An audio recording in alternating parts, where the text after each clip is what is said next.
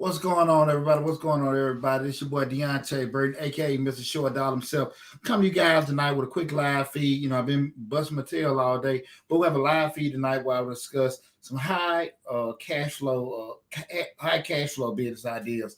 And pretty much what we talk about high cash flow. What we look at is the difference between the revenue and the perspective, the overhead, and the cost that it has in regards to what we say. In the finance world, we may be talking about high margins or high cash flow. Again, whatever your initial overhead costs, that being your rent, your insurance, payroll in regards to that, what kind of business will create the highest margins? That's subtracting revenue from basic expenses, okay? Which ones have the highest the margins? Reason why I want to have a discussion, because I get phone calls all the time in regards to people want to do different business ideas, things run across their minds. I had a young lady reach out to me earlier today. Matter of fact, she was looking at opening up, getting a loan or try to get funded for an actual restaurant. And the discussion came up where when we were talking was that she was asking me, about different things she could do to actually be able to get, a brick and mortar or a bigger space with, because she was already doing things out of a house. And so what I always revert back to, you guys know I'm a numbers person.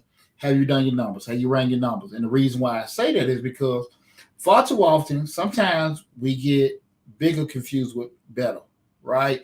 And a lot of times people say to themselves that, hey, listen, if I had a bigger space, I probably could sell more, I could do more.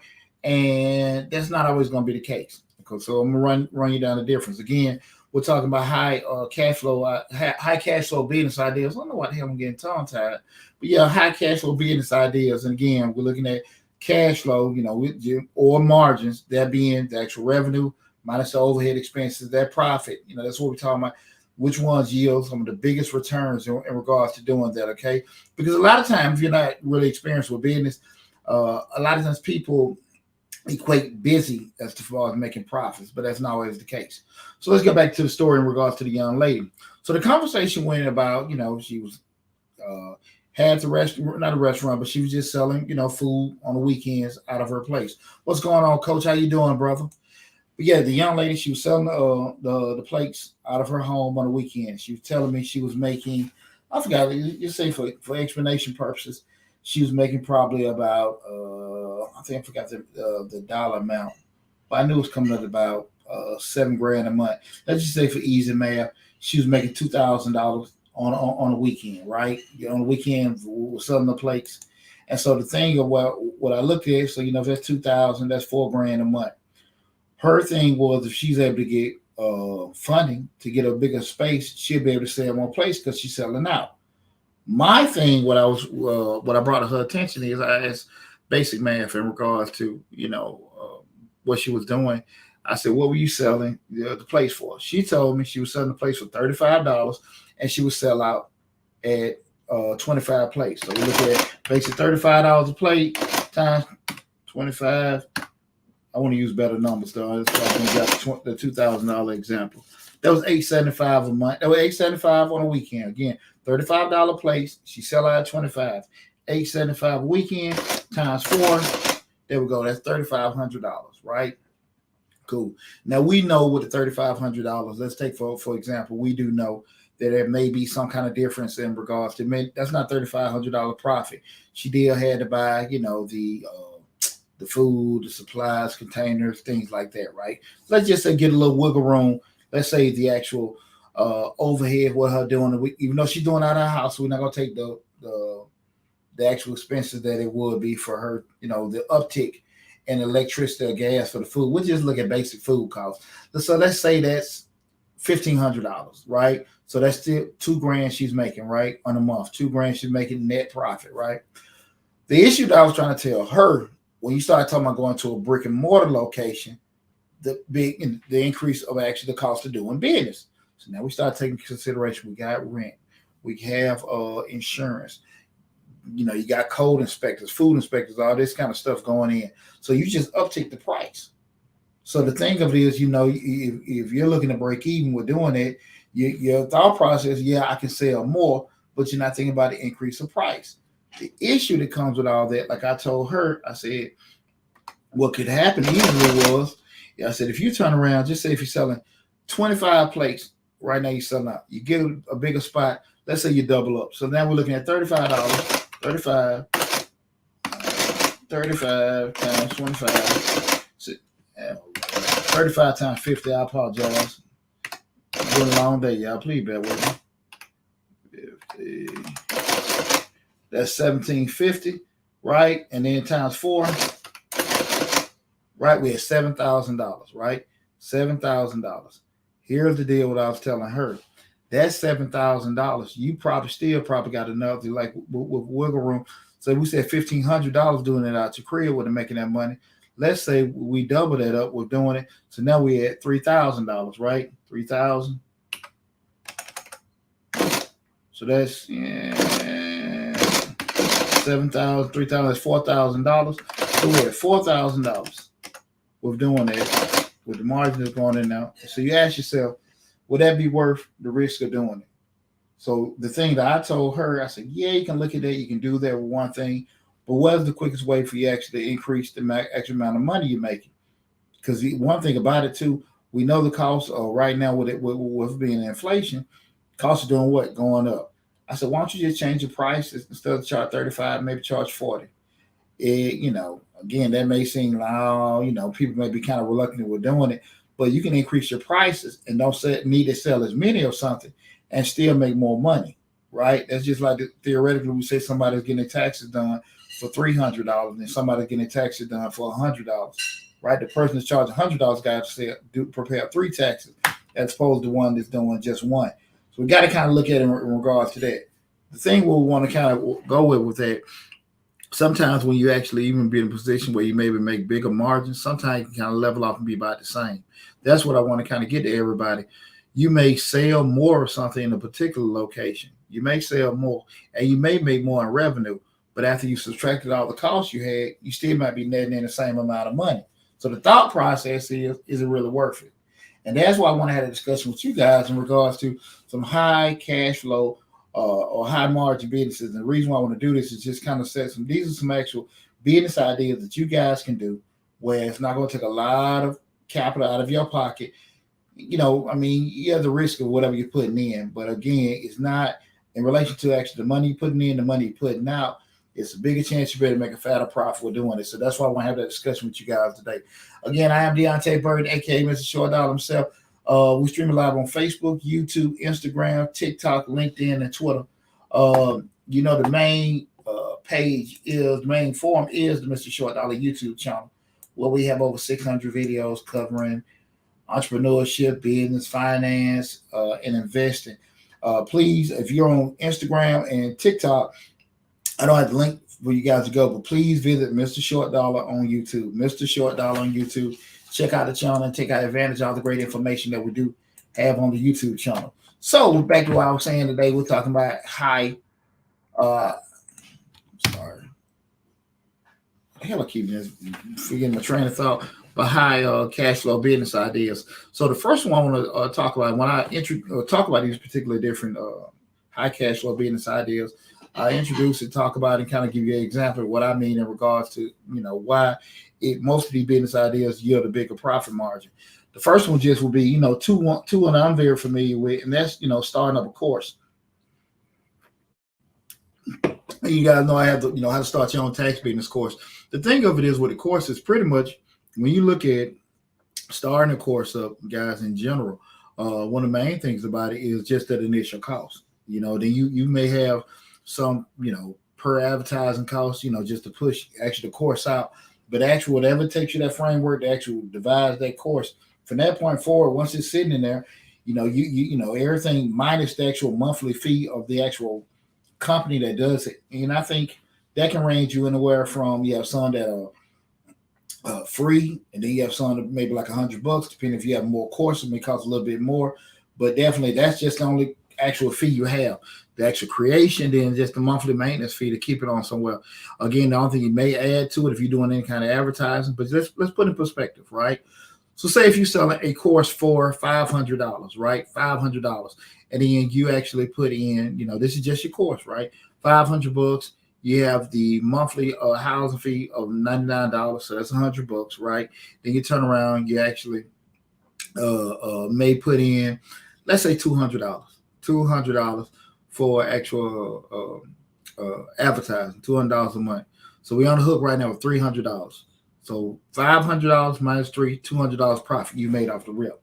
From that point forward, every course you sell for $500 is going to be straight profit, right? Straight profit.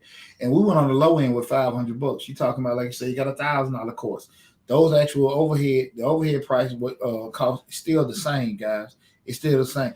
The cost doesn't change in relation to the actual price that you have set. The cost doesn't change to the actual volume of the courses or how many courses you sell. It's just, again, you have a low overhead. Excuse me. I really don't think it's going to be a variable as to how much money you're going to put in the advertising. Now, here's the deal. Could you build a course and put money in advertising, don't sell anything? Absolutely. But at the end of the day, that's what the onus is on you. I mean, at the end of the day, this is business. You can lose every damn thing. Nothing is surefire. And if anybody tell you that you can't lose whatever, they're a damn lie. So I'm just going to be honest with you with that. But again, if you set your course up, you know who your course is for, it behooves you to spend a little time to find out how am I going to advertise to these particular people. Okay, how am I going to direct, my dollars to them? You can get you any kind of business consultant or business coach or advertiser, more so a marketer, to kind of help you get strategically find a way to do that. And you may only pay them for a couple months to learn the craft or how to direct your particular product to a particular customer, whatever. And then from that point, you're good to go. And that's with any business, guys. If your strong suit is doing what you do, i.e., plumber, electrician, course builder, accountant, whatever it is, and you're not real good at marketing and advertising, you can find somebody to help you do it. Watch what they do, look from the sidelines, get intel, and go from there. That's if that's not a strong suit of yours. But at first one was courses, and again, the initial build out, that's about it. Like I said, the only variable is the actual amount you would put in advertising dollars, and that's with any business.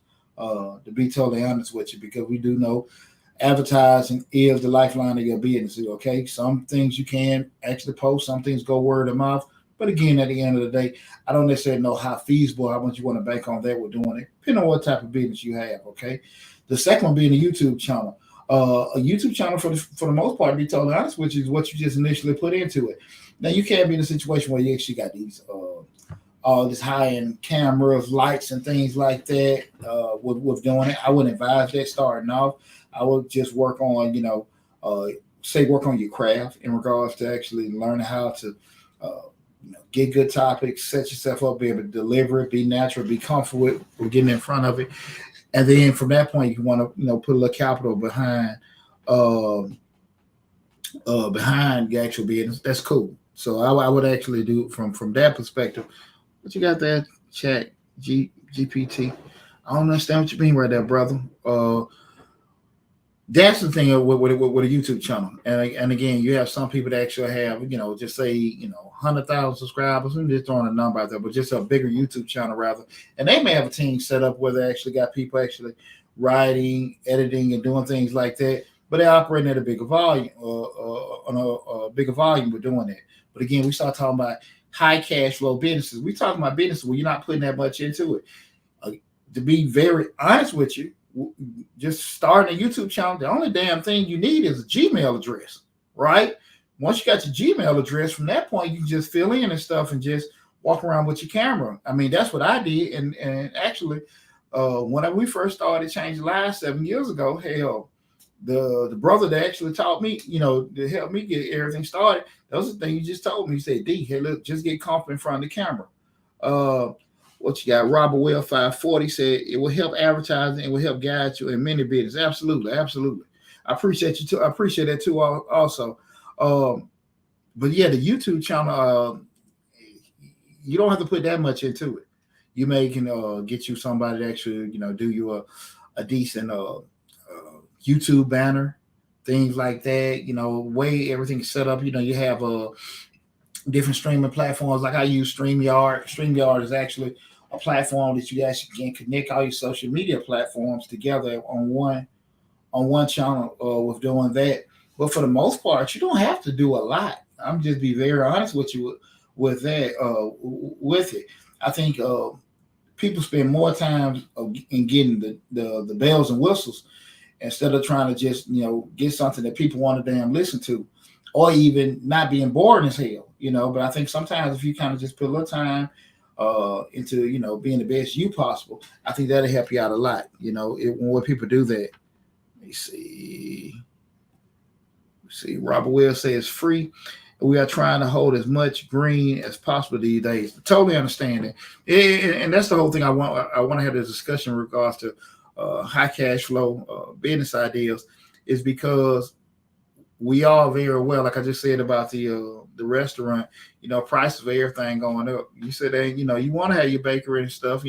Just say the eggs are $5 a gallon. It can easily be $10 a gallon by the summer. So we don't know, but at the end of the day, any opportunity we have to actually make as much money as possible and spend as least amount of money as possible to make a nice little chunk of change, we definitely want to share that information with you guys. Okay. Again, guys, one thing about if you did come in later, or you just coming in now or anything, remember what I said. I'm Deonte Burden, aka Mr. Short Dollar himself. The main hub is the Mr. Short Dollar YouTube channel. Over 600 videos on the YouTube channel. So what I'm streaming live now, regardless if you're looking at us from Instagram or TikTok, make sure you go to the YouTube channel. This whole video will be, listed on there and everything. This comes from a whole different angle. I got these different cameras and everything in front of me. But just remember, if you come in later, you miss something, you get dropped, just go to Mr. Short Dollar on YouTube and you'll be able to see the whole show in its entirety. So that was the second thing what I just mentioned was the YouTube channel.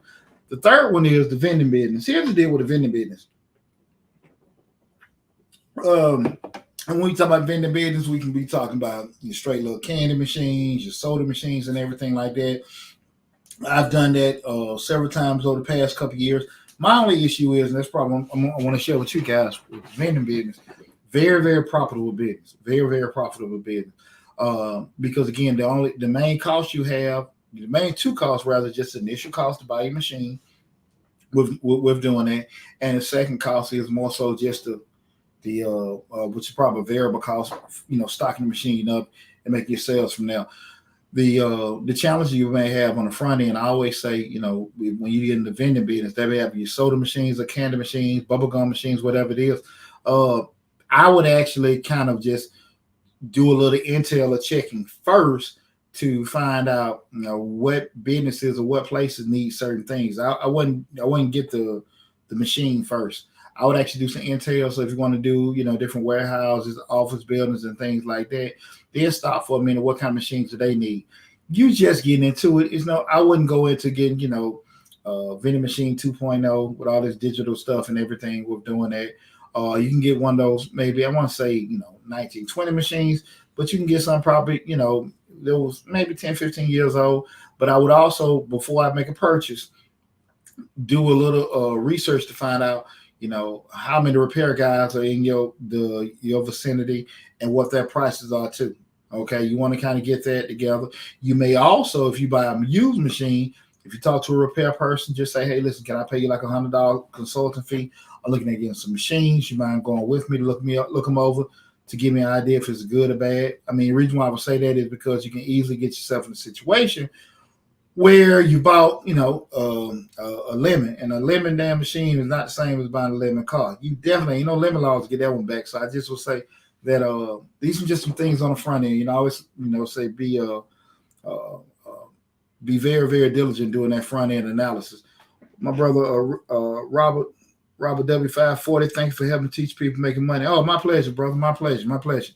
But with the machines, you definitely want to, do some kind of homework in regards to where those machines are placed, because you buying machines and call around to set it somewhere, again, the corporate break room, the break room at the warehouse, guys, that's for different kind of stuff. These people may want, just say, some snacks, granola bars, things like that. They may want, more sugar-free juices.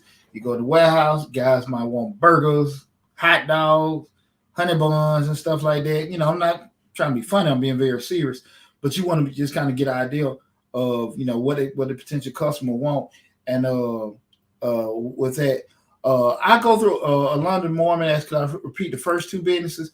I go back through the whole list once I go through everything, but I will tell you this. Well, I mean, the first two was courses and the YouTube channel. But again, I will get a disclaimer. If you come in later, remember the whole video is going to be on the YouTube channel later. But the first two was course. The first one was courses, and the second was YouTube channel. But I'm going to go back, just summarize everything once I get through it, through the whole list. And I appreciate you tuning in as well. The vending business, again, when you get the machine, like I said, if you're getting a new one, that's cool. The thing of it is, remember, check out that video I did on break-even analysis. So we start putting in them costs. Again, we're talking about high cash flow business ideas. Once you get the machine, you can get an idea of how much it will cost you to stock, up, with everything. Again, but we've done our homework, right? We figured out where we going to get a contract at, what are we targeting, what products we're going to put in there. From that point, we can work backwards and work our math, because we know the prices, the markup we're going to have it. I bought this Snicker for 50 cents. I'm going to sell it for $1.50. I got to sell so many of these. And so you can do your math from there, right? From that point, it may take you a certain amount of time just to get your money back for, that initial machine purchase. Then from that point, you just look at the variable costs associated with it. And, you can do well with it. You can do well with it. Got it in the right spot. They like eating the stuff you got in there. It's going through it. That's how you roll. But I think far too often people that get in this business, that business as far as vending, they are focused more on, get a vending machine, you can make a lot of money. But sometimes just use your head, just say, okay, look, what do the people want for where I want to put it at, right? And then from that point, you make them happy, right? And again, just start thinking about that. Now, on the flip side of it is, some of the things they want, do you have access to it? Is it going to be profitable for you to do it? Because even though some people may want, what are those, kind bars? And you start you want to talk about some kind bars because you got in this office building full of all these administrative assistants, right? I mean, the kind bars might be so damn high, even what you can charge, they don't even want to pay that. So the margin is going to make sense to do that. So we got to kind of, again, we still got to think, but we still want to always be able to do that math. And again, don't let your emotions, what you think or what you want to spend, get carried away with that.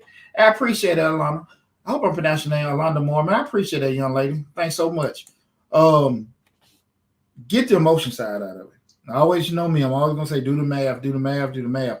Check out those videos I did on Mr. Short Dollar on how to price your products. I went from the actual percentage method, the cost method, so check that video out as well. I did a whole graphic where you can look at it, how to price your products and stuff like that. So you're not going with the assuming method, because, I don't believe in that, they charging $5, I'm new to business, I'm going to charge $3. Hell no. They charging $5, you might need to charge $7. They might need to be doing it too. So just because they're doing it and you're new to business, that does not justify you coming in lower or what they are. You got to do your own research to do that, okay? Remember, we say front-end analysis. So again, we start talking about these high cash flow business ideas. The vending business is a great business. Just make sure you do your homework on the front end to do that analysis about location and pricing of the products to put in there. The machine's going to kind of much be the same. Make sure, again, you get somebody on deck, some kind of repairman to be able to service it. If you don't have that, I would be a little leery to get into it, because it's not when something going to happen. It's not if something going to happen. It's when something happens. And at the end of the day, they don't want to hit it, hey, the guy ain't called me back, so I'm waiting for them to come by there and fix it. No, they just go in the real yellow pages. Well, they don't have yellow pages no more. What they got there? Just Google it or Yelp. Hell, they're just going to get another vending business. So you really want to have 2 or 3 on deck. Just keep that in mind, okay? Keep that in mind. The fourth one, and this right here is one that I think so many people is saturated, but that doesn't stop you from doing it. You can always make a lot of money as long as you got your niche. And that's coaching and consulting. Everybody's subject matter expert on a lot of stuff. But here's the thing about it. It's not a bad thing, right? Because I always say that so many of us have done things in life that we really don't take advantage of, right? My best friend is an HR director down here in Atlanta. And Son Jay always told me, he said, you know, Pooch, you only got to do something one time to get experience with it, right? And so there are so many times that people have done things, you know, you might used to help your dad to work on the cars when you were growing up, you and your uncle, you know, y'all should, you know, do some carpentry work. You stay in the kitchen with your grandmom all the time when you were younger. She taught you how to bake pies and bake cakes and stuff like that. So y'all have some kind of experiences, but the flip side of it is we just never take time to monetize, you know, if we want to, right? The thing of it is with the coaching and the consulting side of it is that, listen, man, you just need to focus on being the best you possible and find out from the knowledge base you have and for the service you're trying to provide as far as the coaching and the consulting, who's your target market, right? You may just say, I've been working in, you know, as a mechanic for the past 30 years, man. I don't really want to get up there. I want to turn, shoulder hurting, wrist hurting, just, you know, back problems and things like that. I get it. So you say, well, how can I just monetize what I know? From that point, you may be, look, for those particular engines right there, you know, a lot of people don't really know how to deal with it. I may be a subject matter expert. One of my best friends, he did contract work because he worked on those. I forgot those. It was a recovery truck that the Army was using during the right at the end of the Iraqi war, where they had the V bottom. At the end of it, but it was like a recovery vehicle. So, but it was designed when the explosion hit, it diverted the impact. But long story short, he actually went to get an instructor license for doing it. So he made more money going over there, just being like a stand over the shoulder of the soldiers when they actually needed somebody to, you know, get some extra insight in regards to doing that. Just like with coaching and stuff. Here's the deal with coaching, and I did a video on that, how to pick a coach or a consultant, just some things you need to do as far as if you're looking for somebody to be your coach or your consultant, some questions to ask, things to look for, because, you know, two key things with a coach and a consultant. You need to make sure they're credible and they're verifiable. You need to make sure they're credible and you need to make sure it's verifiable. What I mean by credible is that you ain't just getting somebody just, hey, you know, because anybody can get a website and say, you know, they multi-million-dollar business owner, business mentor, grew to the stars and all this other kind of stuff. I mean, you can look and see if this damn person got some damn certificates of education. And I'm not saying you have to have, that's the only people that know something with a certificate of education. But I will say this too. If we get sick, I can understand we trying different holistic or different other kind of ways of looking at stuff, but you're going to still go to the doctor, right? I'm just saying. So we do want to get some kind of person that has some kind of expertise, verifiable expertise. You know, good place to look sometimes is LinkedIn. If you want to go deeper into it, you can actually, you know, maybe go call the college or see the actual organization that they have certifications on, especially when we start talking about dealing with money, law, medicine, and things like that. You know, if that's what you want to do. And if you got a good feel for them, you say it don't matter, I understand. But again, that credible and verifiable piece, that's that. Like I said, you can just look and see if they're on LinkedIn and they have, you know, you just say, you know, anybody can lie on anything. Let me say that too.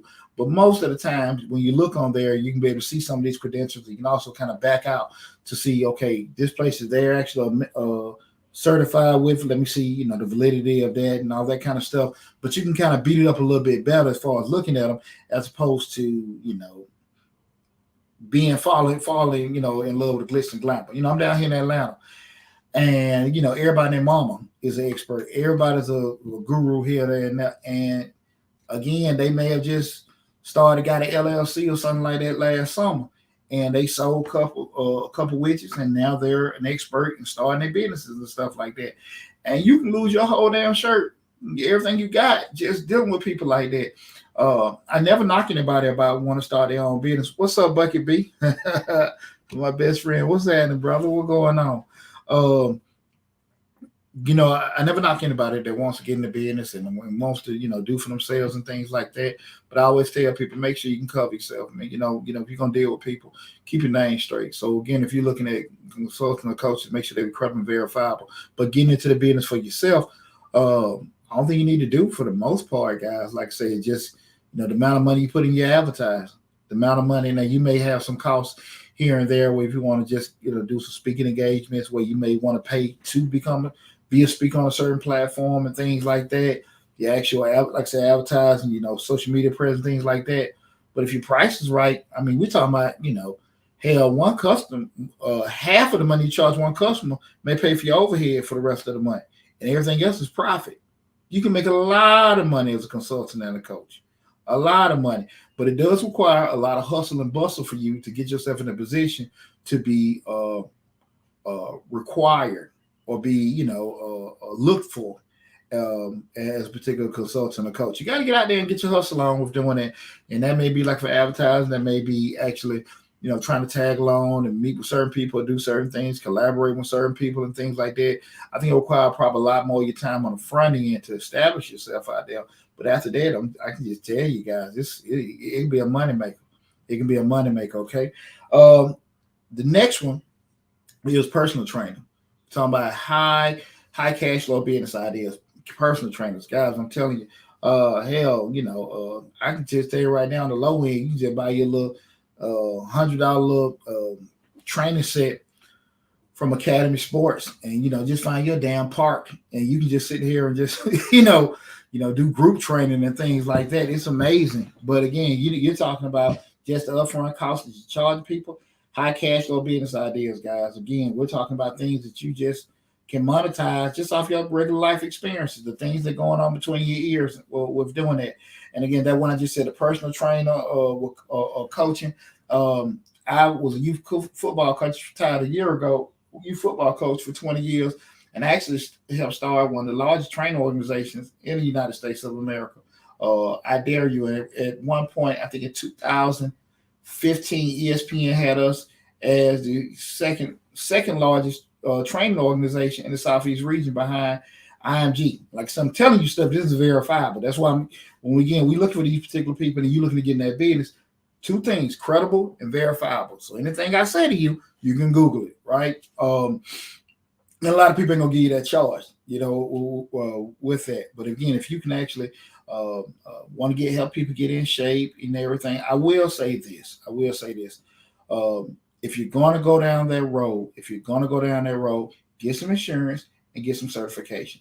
Only because if you took the time, you got yourself in shape, that doesn't mean you don't understand people that may have certain health issues, especially, in the African American community. We come in with diabetes, high blood pressure, things like that. And when you start training a person certain way, the way one person reacts to the training doesn't mean the next person will react to the training.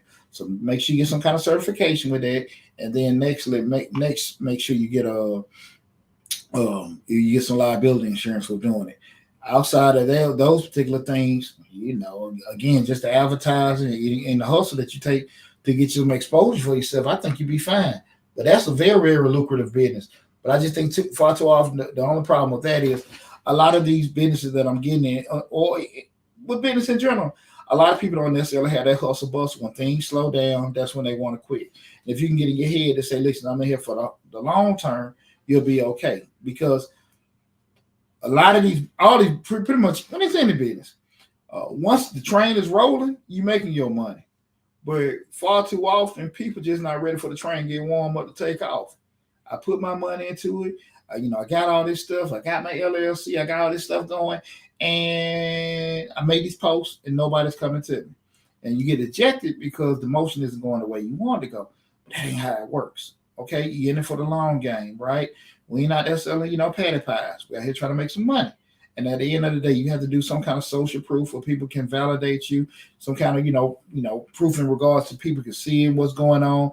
They maybe want to see, okay, I'm letting my friend do it. And, after a while they do it, they get some positive results. Then I come to you. That's just how it is. You just got to be patient. If you be patient with it and trust the process, you'll be fine. Okay. But that personal training and coaching, very, very lucrative business, very, very lucrative business.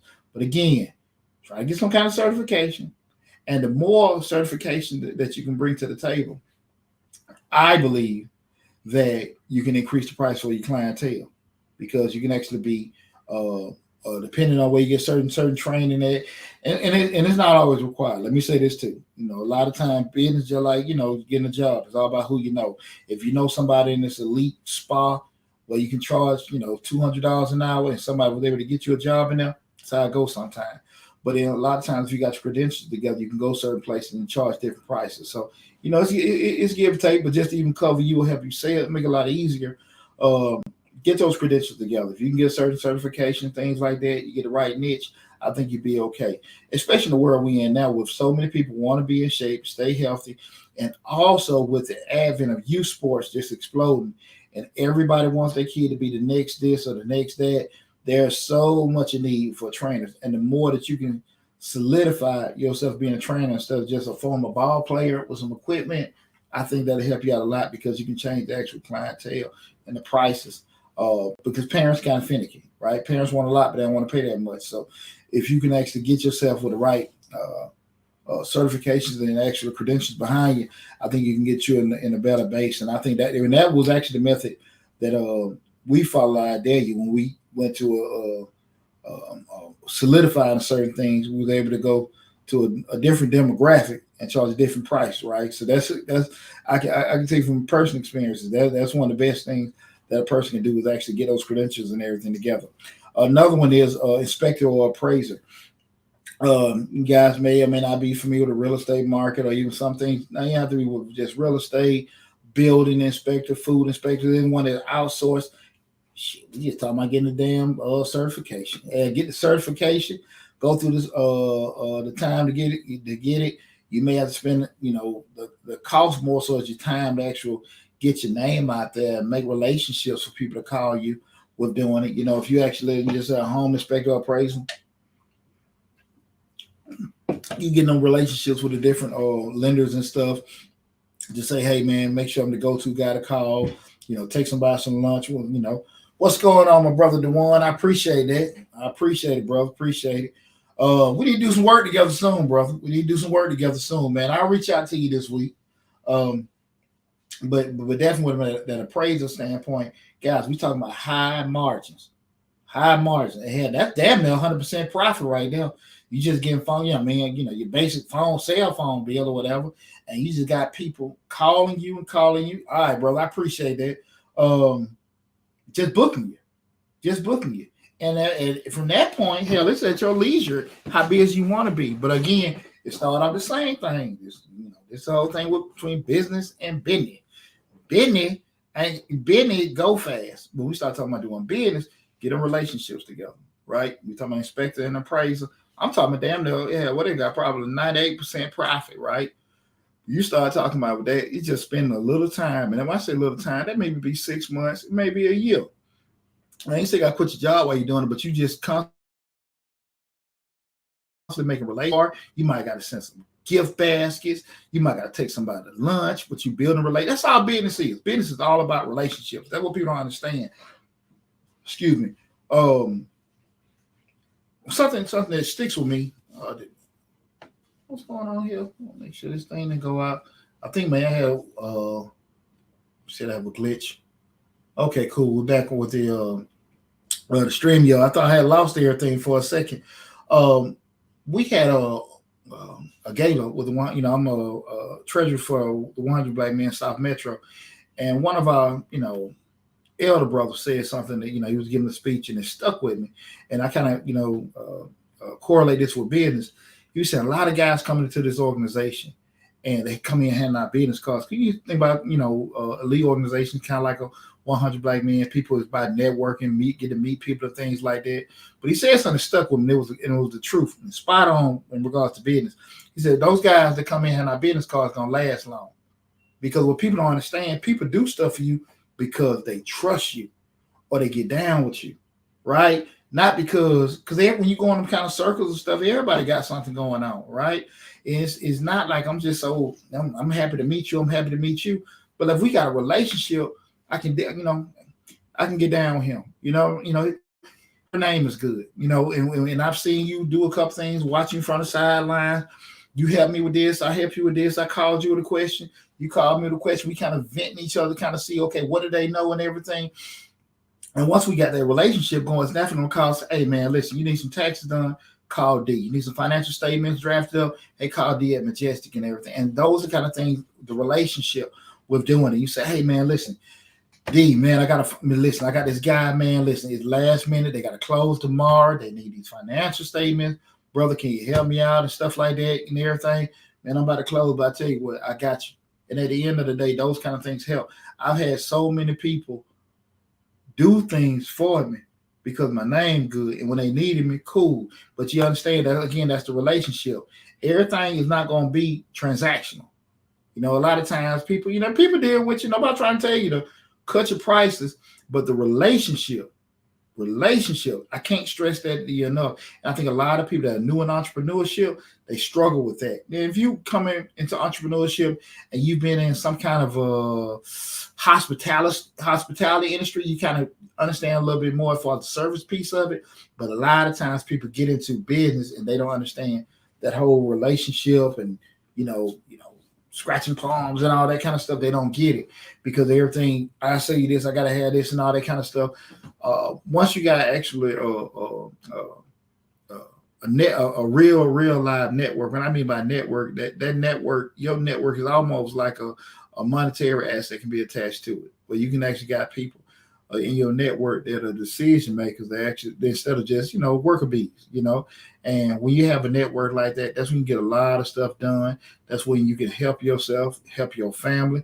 Even when you got bad stuff going on, being able to call the right people, even if they can't help it, they know the person that can send you to it. Okay, as instead of the person that works there. That makes sense. Not trying to knock nobody, but that's when I talk about just networking. And a lot of times people aren't comfortable with talking to strangers. But again, you're only going to get better or more comfortable with something is by practicing and doing it, okay? So again, that is inspector, appraiser, high profit yielding business, okay? The next one is websites, social media builders and stuff. It is what it is, but that your HTML, your coding, you're good to go. Same thing I said before, you're going to spend a little time kind of, building your name up, building your business up and things like that, but actually just straight things you got to just house it. That's fine. You determine. Again, when we start talking about this, guys, remember, I'm not talking about you going out there and spinning the world trying to get this storefront and everything. I don't see that benefiting. I don't see that benefiting you. It's got to be, the math has to work to justify it. Just because you say I can do a little more, have access to more people doing it, you still got to do the math.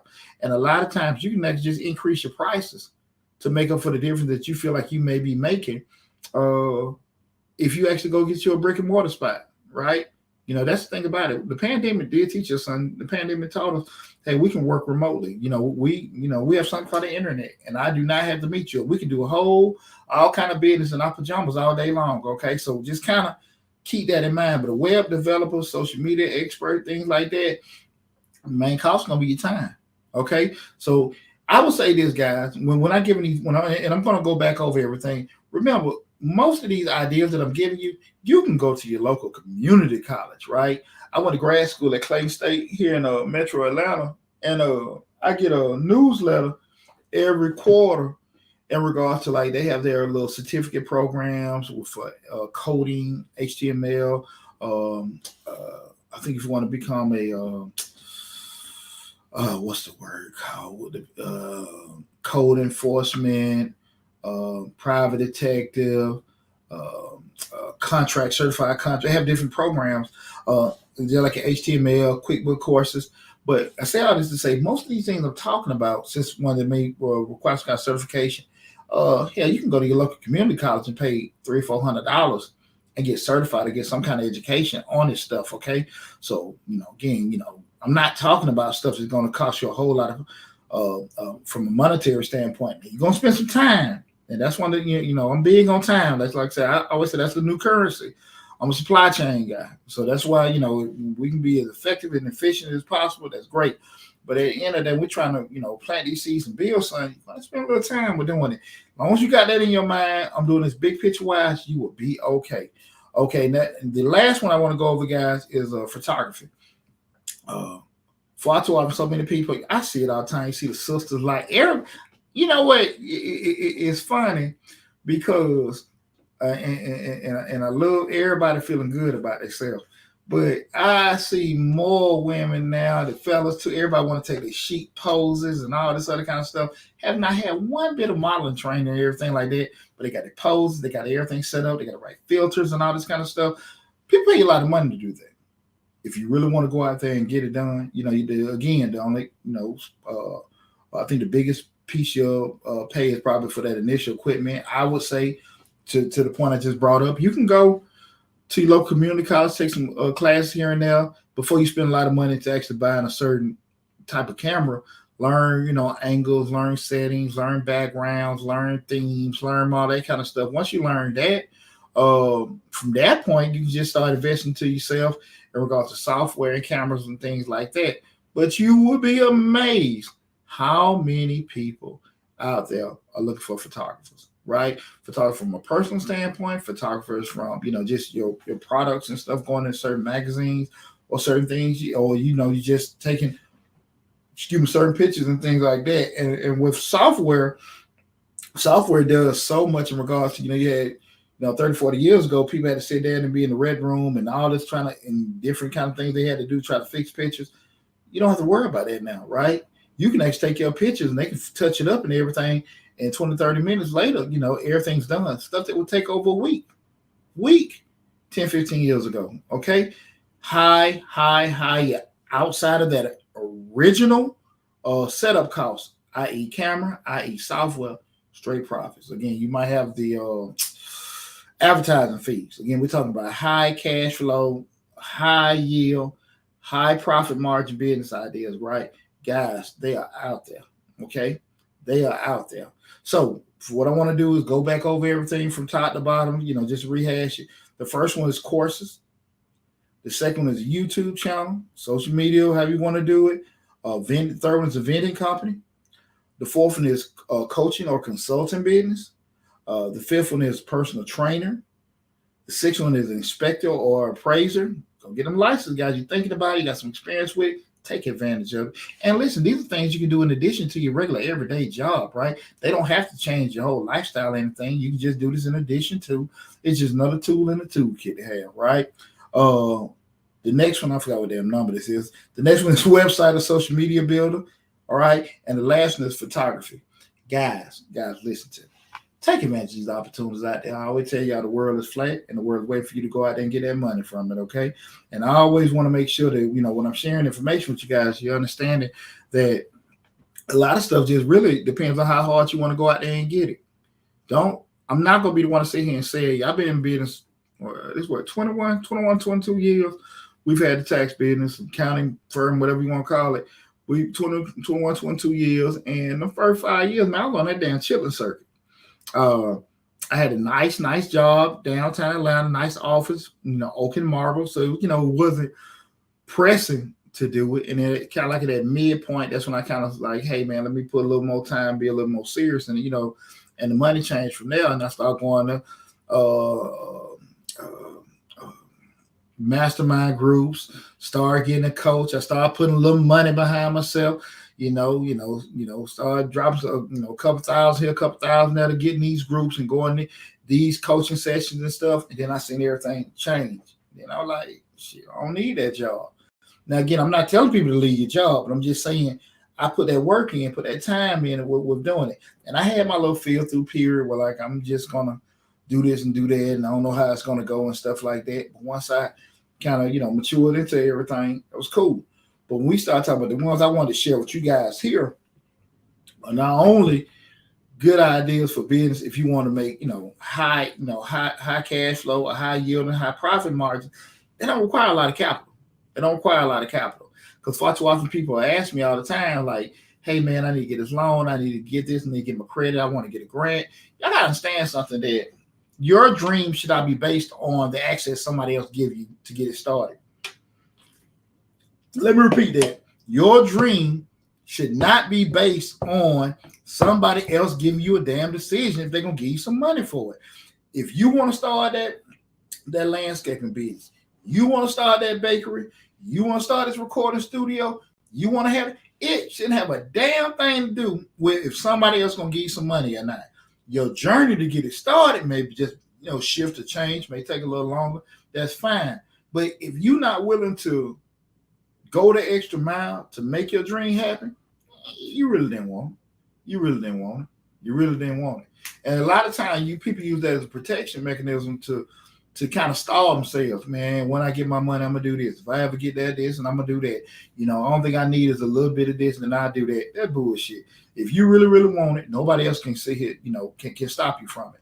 When I made in my mind that I wanted to leave my job, I wasn't financially ready to do that with children, my home and everything like that.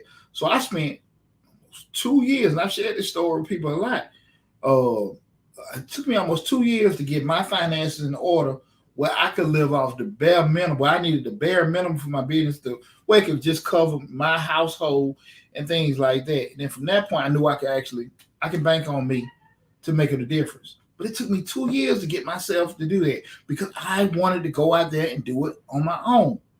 I didn't have no help, right? No help and everything. So that's the kind of thing I'm saying. Like, you have to understand, everybody not going to see your vision. Everybody ain't going to believe in you. Ain't nothing wrong with it. It's good to have support. It's good to have people behind you, but you can't bank on people going to sit here and just see everything the way you see it, right? And your passion for something is just that, your passion, right? So other people, other businesses, banks or whatever, giving you an opportunity, giving you funding, that's great. But if they don't, figure it out. Figure it out. Figure it out. That's it. That's just it. If you really, really want it. That's what I mean by that. Figure it out. And as you go down that path of figuring out, that's when you're acquiring the knowledge and experience for a lot of the do's and don'ts to do. Because I'm firm believer in order for you to be, you got different tiers of success and different tiers of money. I think you're going to have to, gain and lose to get knowledge in regards to how to keep, right? You have to gain and lose to get the knowledge on how to keep. Because a lot of times, you say, look, I had $100,000 in the bank. I got to kind of mess it up. So the next time I get it, I know what to do. As crazy as that sound, again, you have to have some kind of experience with doing it. Now, you can be on the sidelines doing it as far as working in a business, and you have access to it, you know how to do it, but it's protected because, at the end of the day, it's still not yours, right? But when it's yours, you got to kind of go through some lumps and bumps and, get a real little funky education in regards to doing that and everything. That's why I always, tell people to kind of go on the more cautious side with doing it. So that's why we want to have the discussion we're having this evening in regards to, high cash flow business ideas. All the ones we just gave, guys, listen, they don't require a lot for you to get started. They don't require a lot to get started. The biggest cost that most people are going to give up is what? Your time. Your time. And it's far too often when people get in these mixes, I ain't got time to wait. What I always say, when we're young, it's going to take too long. We get older, I ain't got enough time. Either way, you're going to rush it and push it and make mistakes. Take your time. Take your time, okay? Do a lot of research. If you're interested in one of these, I'm actually going to put the list in the description section of the video of the YouTube channel. So if you did miss anything or you came in later in of it, go to Mr. Short Dollar on YouTube. Check out the video in regards to that. Like I said, I'm going to put the list in the description section of the video, guys. And listen, I want to tell you guys from the bottom of my heart, I appreciate you tuning in. Well, I'm here. Why you got me on, guys? I'm Mr. Short Dollar, I ain't Mr. Cheap Dollar. So if you got any business-related questions, anything like that, y'all can shoot right now. If you got any questions, anything you want to run by me, anything, hey, you got me now. You know how it is when we start the men voices come. So you want to get in entrepreneurship, you're looking at funding, grants, anything like that I may know off the top of my head, I can answer. I mean, you got me here, so feel free. If you got a question, Y'all know you bought y'all $2.10 an hour. Y'all might have seen them links on there and everything. So again, you got me free. So if you got a question and everything, feel free, please, please, please, to ask me about it. Okay, got it now. Oh, you quite welcome. You quite welcome, Stephanie Moore. You quite welcome. I appreciate you tuning in. Anybody got any questions? I mean, I'm here. It's free, guys. What I was about to say. Let me put the link in the description section if anybody want to do a consulting appointment or anything. We're doing that. Also, I'll put the link. We got the Mr. Short Dollar Tax course. Again, I apologize on the, normal we stream at the studio. That's just once a week. Somebody Rika Lab might be working the boards, and they can put a lot of links in, especially on the TikTok or the Instagram. But I'm working the boards by myself. So if you are interested in anything, please go to the Mr. Short Dollar YouTube channel. That's the main hub. Over 600 videos. We've been in the game over 5 years. We're doing it. Um, so please feel free to go there.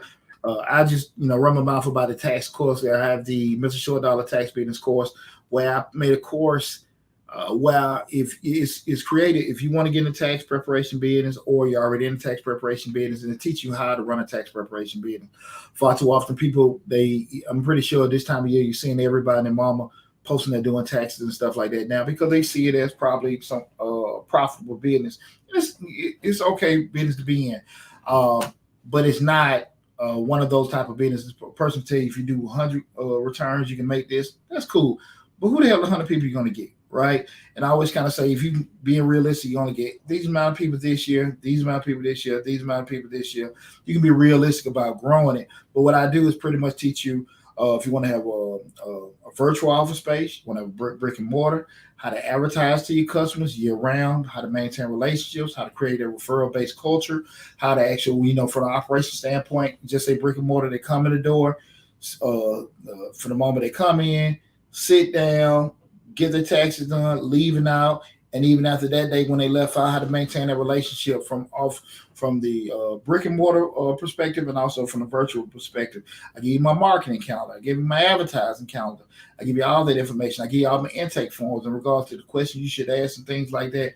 All that on the Mr. Short Dollar how to start your tax business course. All that is on there.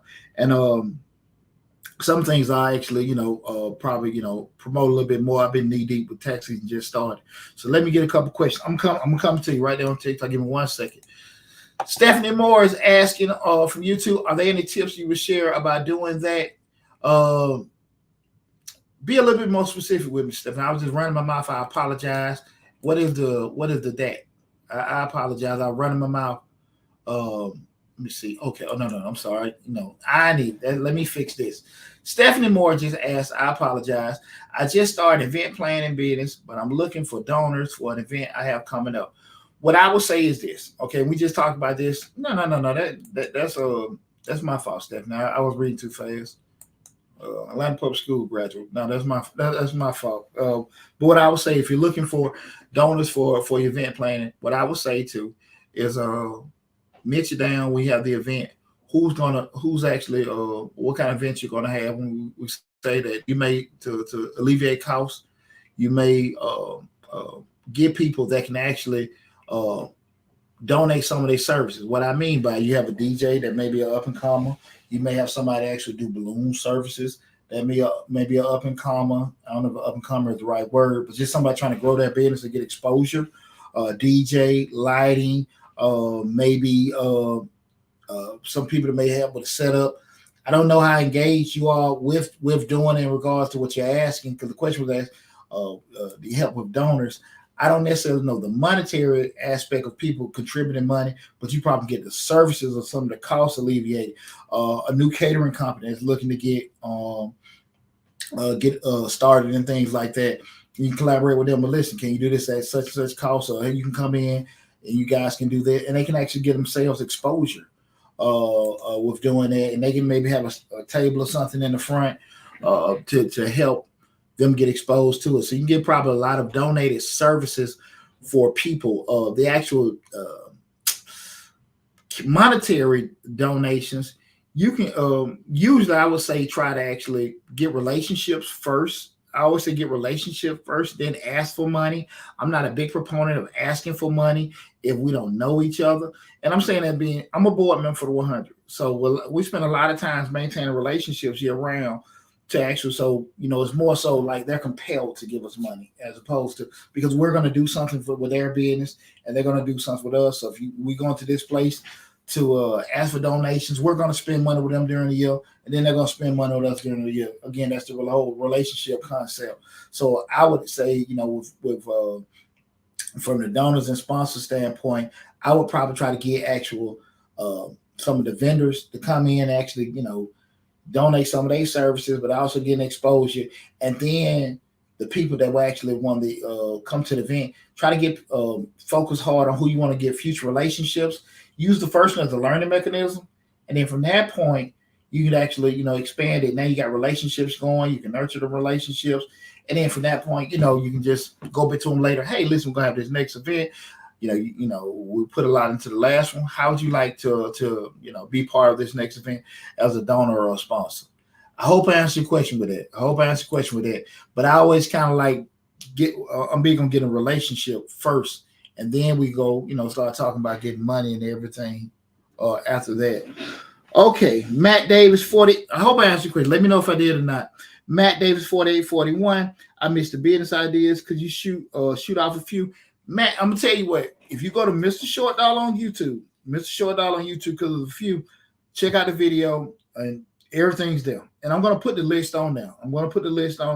But I'll read it to you right quick. But definitely go check it out. And I broke down the different ideas: courses, YouTube channel, vending, coaching and consulting, personal trainer, inspector/appraiser, website, social media builders, and photography.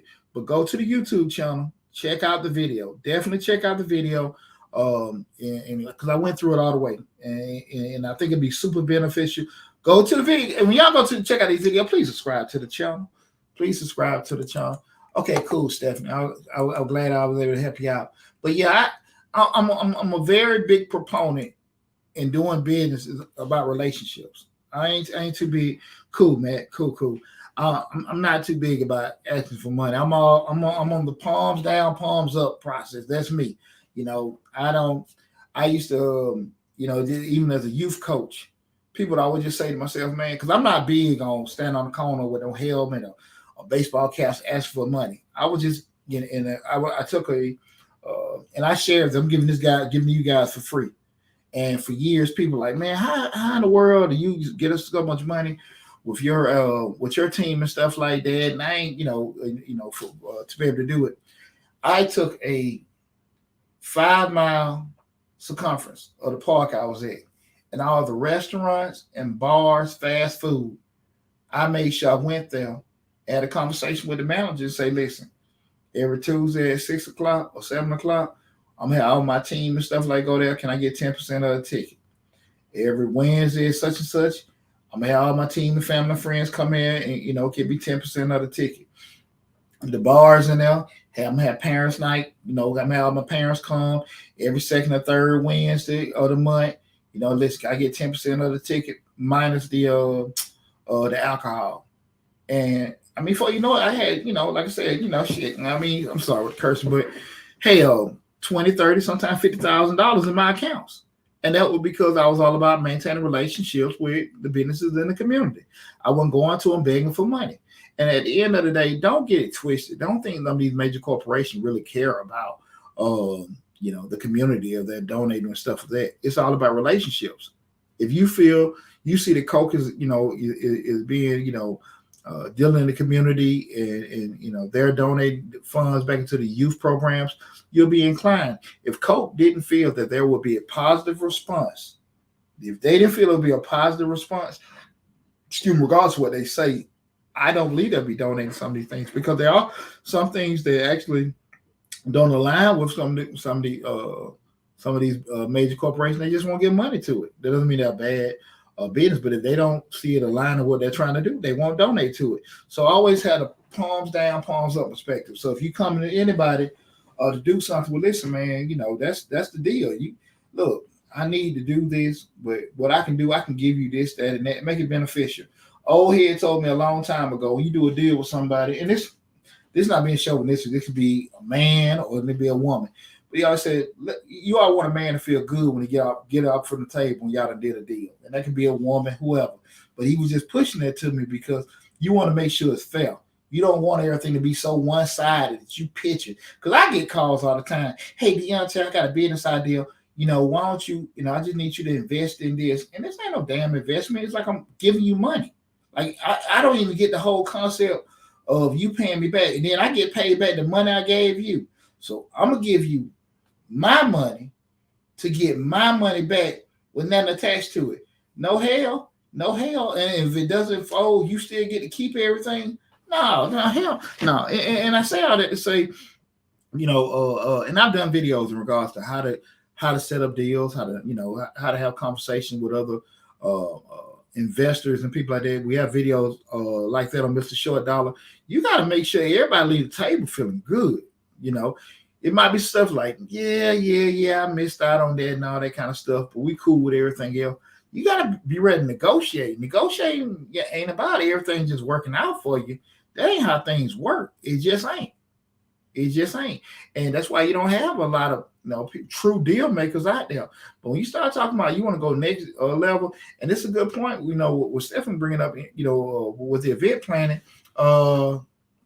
with the course. No, that's not included. The course is straight about the actual tax, the tax preparation business. It teaches I don't teach how to fill out forms. I don't teach tax laws. It's just more so the actual business, because so many people get into the business. But I don't teach the actual deal making. But what I do teach in regards to different niches, in regards to different ways to actually build it up, and as far as like having certain things I have set up that I reach out with the community, referral based systems and things like that you can have to grow your clientele. If you're dealing with your people, if you're dealing with different organizations in the community, all of that is in the course. But just from theoretical standpoint, and I was just asking in regards to was that information in my course. But I will tell you, this information I'm saying right now, it's on tons of my videos on the YouTube channel. But theoretically, guys, when we start talking about relationships, just check out that video. Business is all about relationships. People, if they really feel you, and they believe in you, and you believe in them, they're gonna go the extra mile. Man, come on, man, be solid, and they trust you, because people don't have to like you to trust you, because we ain't got to be, we can be at different views. I've been at a lot of board meetings and been at a lot of tables. Everybody wants so cool with each other, but we trust that, hey, they're gonna do right. I'm be honest with you. I don't really keep it a secret. Even I go to some of these 100 meetings and everything. Some of the brothers be at polar opposites where I see certain things, but I knew genuinely all them guys do care about kids. They do care about young black men. They do, and we do have not just young men in general too, but they do have a penchant for making sure that our youth and our future is very big and bright. So regardless how I feel about certain things, I put all that stuff to the side. And I see majority of the time the same thing is done with me also. But when we start looking at these deals, guys, make sure, again, it's going to be a situation where everything's beneficial, okay? Is there any more questions? We question out. Okay, cool. Well, listen. Go regardless. Go to Mr. Short Dollar on YouTube. Please, Mr. Short Dollar on YouTube. Subscribe to the YouTube channel. I appreciate everybody tuning in. I appreciate you coming in with me being on here late. Your boy been grinding all day. Been one of them busy days. We just starting up tax season. So, most of the time when I do it, come in, it's going to be in the evening and nighttime. Also, check out my other YouTube channel, Change Your Lives, hosted by yours truly, Deonte Burden. Got some good stuff coming out this year. I've changed your life. I've been like a motivational channel. So, but we've changed that over to a black father advice channel. Come from the perspective of a black father, guys. I'm a single father with 4 black sons. One graduated from college, one in college, one finger to graduate, go to college, and I have my baby boy in middle school, but. Coming from all the mistakes that I've made, the good things, the bad things, I probably had bumps with my ex-wife, pros and cons, even with my in-laws, even with just dealing with my kids, ups, downs, disappointments, happiness stuff. And I want to share that because far too often what I found with that is that you have a lot of people giving blind advice. And what I mean by blind advice, you have people telling you what you need to do in your marriage, people telling you what you need to do with your children, and they have neither. And, even with career-wise and stuff like that. So I just want to be transparent with some things that have happened in my life and what I've seen to kind of give game. And also, just like with that channel is different because I try to have open-ended dialogue because that doesn't make me right, that doesn't make you wrong. But we can sit here and have a conversation and ask each other, what did you get that from? But I ain't think about that. So that's what we try to promote a lot with Change Lives. Not necessarily this way conversation, but more so back and forth. So check that YouTube channel out, Change Your Lives, hosted by yours truly, Deonte Burden. We got about 600 videos, 500 or 600 videos on that channel. That was my first channel, so like 7 years old. So check that out as well. But listen, guys, from the bottom of my heart, thanks, and I appreciate. Stay tuned in. If any of your family friends are not subscribed, make sure you share it with them to tell them subscribe to Mr. Short Dollar on YouTube. Y'all take care, be safe, and I'll talk with you soon.